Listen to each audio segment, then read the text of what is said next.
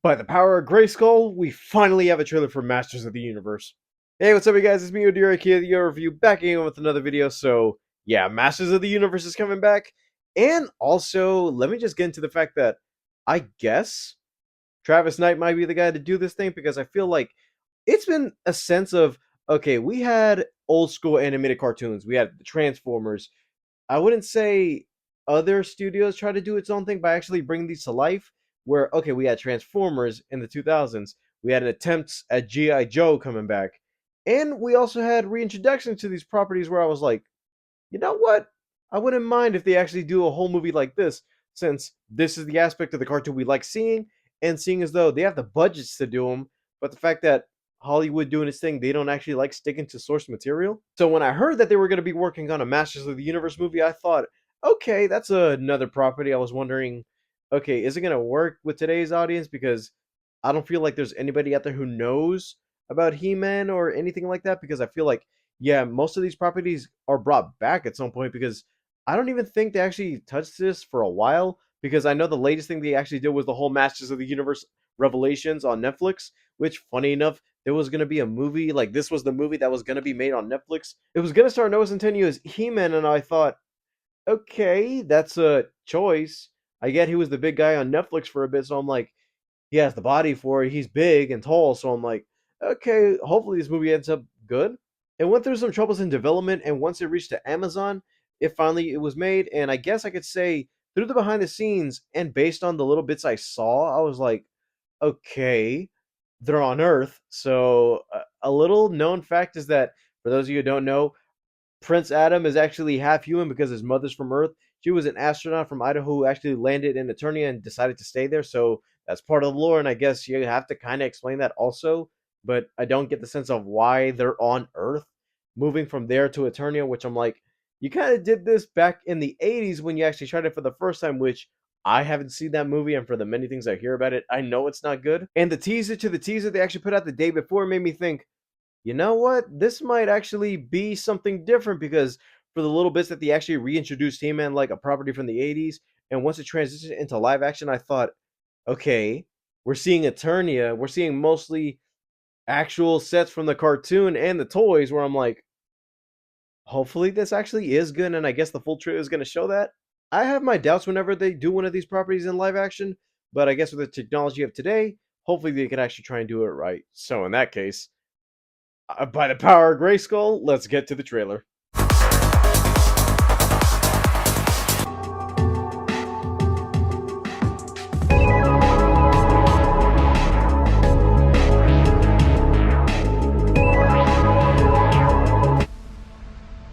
All that stuff that only exists in legends and bedtime Huh. stories.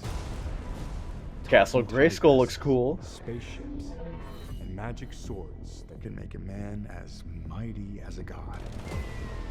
Where I come from, that stuff is real. Hmm. Oh.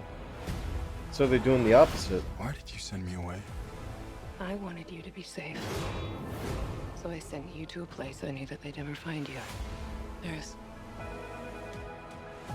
And they let him keep the last name, and I did see that little It's not a good look for human resources. him.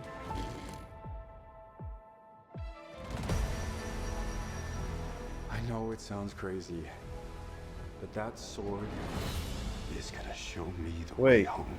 Is that a He-Man or? Sir, you can't do that. Don't worry, the sword's mine.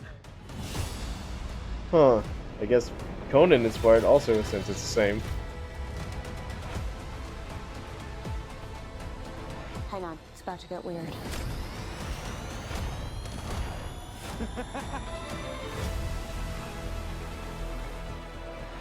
Okay, so this is better than I. Oh, it's Roboto. Cringer. Man at Arms. What am I supposed to do? Skeletor.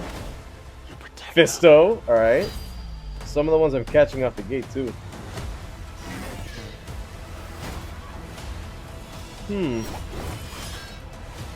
Oh, Evelyn. By the Power of Grayskull?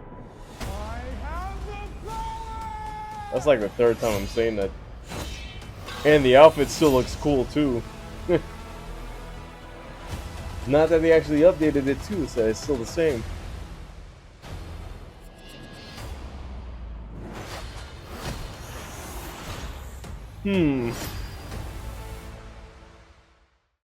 I know I said I have my doubts whenever they try to reintroduce some of these properties, but I guess I could say instead of doing the obvious, oh, we get the characters from their world and they find a portal and they go into the real world and actually explore and fight the villains they are there. I kind of like the fact that it's doing the thing where, oh, Prince Adam was from Eternia, but somehow something happened with Skeletor or something with his power that he had to go into hiding.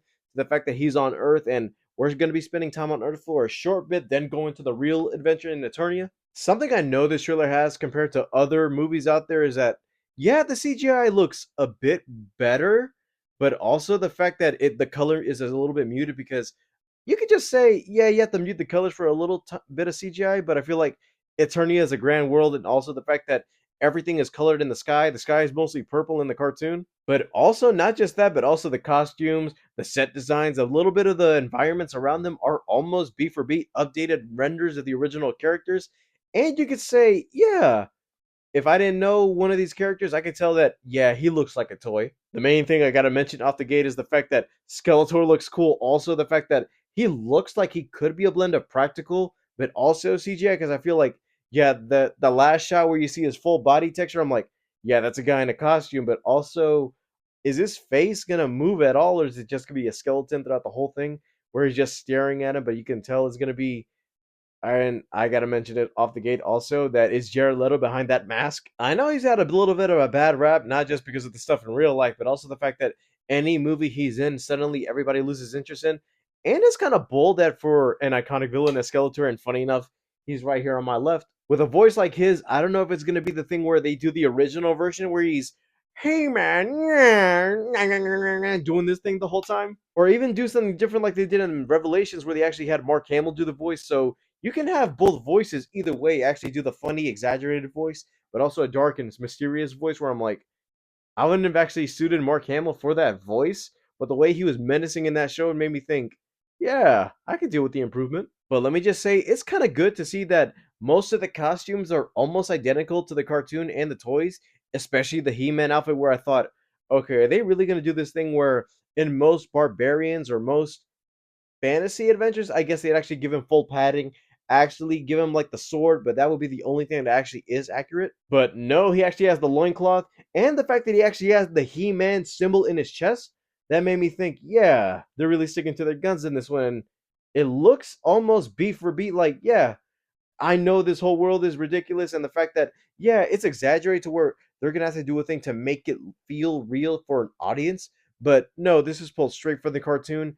And I kind of like that this is one of those movies where I'm like, can we get him to do other 80s properties? Travis Knight had his run with Bumblebee and actually did a little bit of improvement on the Transformers, especially with them having G1 designs.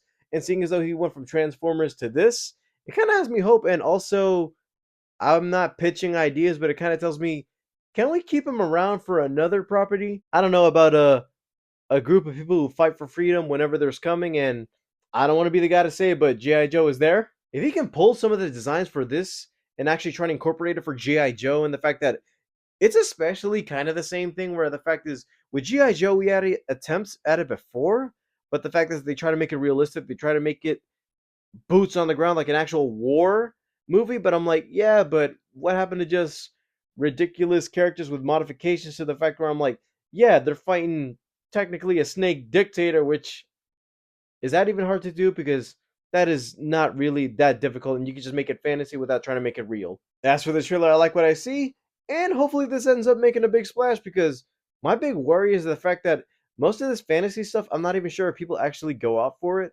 and the fact that we had a movie like Dungeons and Dragons come out and it didn't do that much in the box office, but it was still a good movie.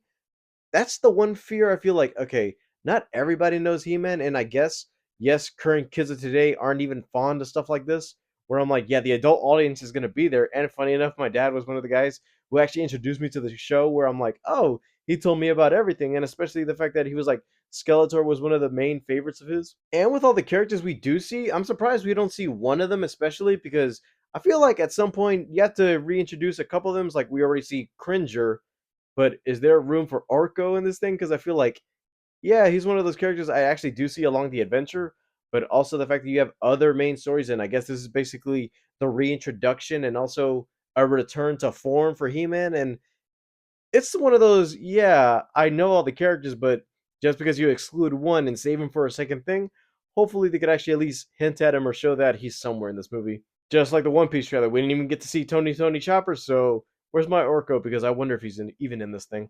Alright guys, thank you guys for watching. Don't forget to leave a like and subscribe. All my social media down in the description below, and I'll see you guys next time. Bye guys.